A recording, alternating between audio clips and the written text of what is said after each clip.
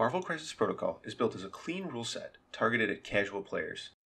No, not you, business boy. I'm talking about casual players. That's better. Presented for you here are 10 more strange rules interactions that I hope will aid you in your games. Hail Hydra, Bodyguard, and Enchantress.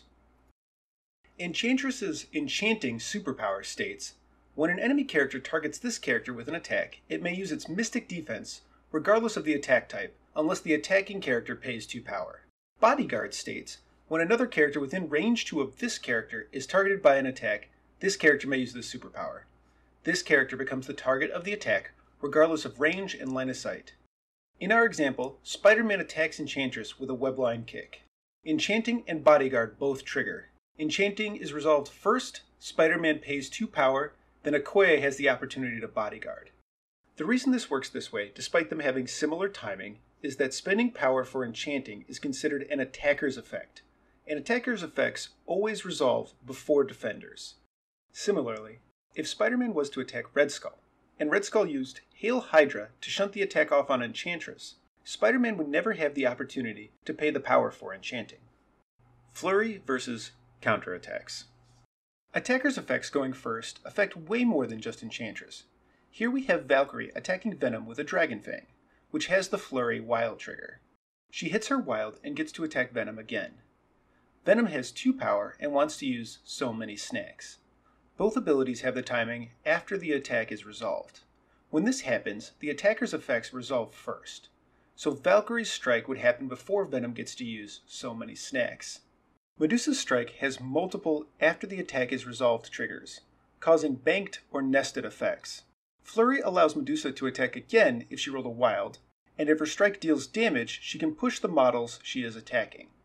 Since these two effects both have the after the attack is resolved timing, they are resolved in the order the Medusa player chooses. This means that Medusa can resolve the push from the initial strike after she makes her Flurry strike.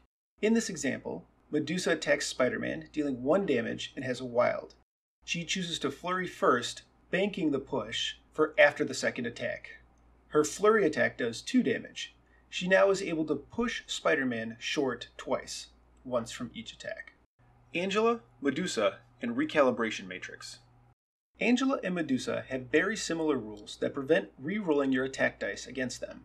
Living Strand states, enemy characters cannot re-roll or change attack dice when targeting this model with attacks. This is a really strong defensive ability, but you can use this to your advantage with tactics cards like Recalibration Matrix. Recalibration Matrix forces both players to re-roll all their dice. In this situation, where you both roll very well, you can play Recalibration Matrix to keep your very good dice and force Medusa to re-roll her good ones. Hey guys, I want to take a quick moment to talk to you about my Patreon. It has really cool MCP-compatible status effects tokens. They are designed by Dano Eminetti and Nick Mecha. Token status patrons in June will receive 6 of these Judgment tokens. Each month there's going to be a new token, and they're all just as cool as this one. If these tokens aren't your style, there are a bunch of perks for being on the inside track as well. Thank you guys again for your support. Pushes and throws ignore the acting model. When a model is pushed or thrown, it stops prematurely when it contacts another model. However, the model doing the push or throw is ignored for these purposes. So when Gwen uses Webline to pull Doc Ock off the secure, he can pass through her with no problem. Rocket's cover and magnetic refraction. Rocket's small stature and Magneto's magnetic refraction tactics card provide cover, but not in the normal way. Normal cover is cover provided by terrain.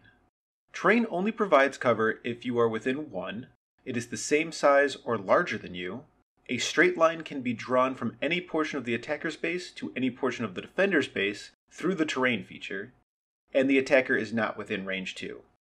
However, abilities that grant cover are not ignored if you are within 2. So if Baron Zemo charges Rocket, Rocket gets cover. Pre-measuring toward and away. The rulebook states that any distance can be measured at any time, but players may only use 1 range tool and 1 movement tool at a time when making measurements during the game. When you measure toward or away, use a movement tool bent at a 90-degree angle and then move the model with another movement tool. Because page 8 states any distance, this means that players are only free to measure distance, not angles. Only when resolving a rule that states towards or away are you allowed to use the movement tool for measuring angles. So if you want to line up the perfect Shuri push, you have to do it by eye. Mystique and Star-Lord's leadership tokens while KO'd. Mystique's leadership, Freedom Force, and Star-Lord's leadership, Winging It, both have tokens that they place on the board or on models.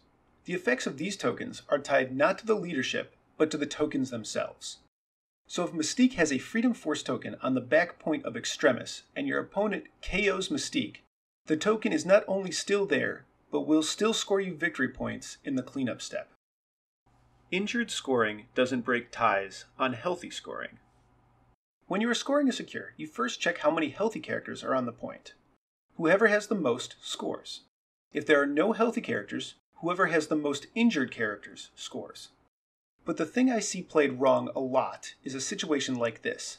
Healthy Spider-Man and injured Gwen are fighting healthy Captain America for a serum canister. Who scores this if it looked like this in the cleanup phase? The correct answer is no one scores, because there is one healthy character on each side, Spider-Man and Captain America. And since Gwen is injured, she doesn't contribute at all. Turn versus activation. The terms turn, activation, and round in Marvel Crisis Protocol can be confusing for some players, especially if they have played other miniature games. The round is the largest of these, and begins with the power phase and ends with the cleanup phase. The next smallest is the turn. Your turn is where you get to act by playing tactics cards or activating models. The activation is the smallest part and refers to characters shaking, moving, attacking, and using superpowers. These distinctions matter when some abilities are limited to once per turn, but players are managing to take several activations in a single turn. In our example, Proxima moves, then attacks Spider-Man, and Thanos uses Death's Decree, which is a once per turn superpower. After the attack, Proxima uses Wife of Corvus Glaive to immediately activate him, and he attacks Spider-Man. Thanos cannot use Death's Decree because it is a once per turn superpower. And this is not a new turn, but rather a new activation. This also applies to tactics cards like All You've Got and Follow Me. I hope these rules interactions help you in your next game of Marvel Crisis Protocol. If I missed any good ones, make sure to let me know in the comments down below. If you want to see the next thing I post, make sure to secure that subscribe button. I also have a series where I cover characters in 1 minute or less.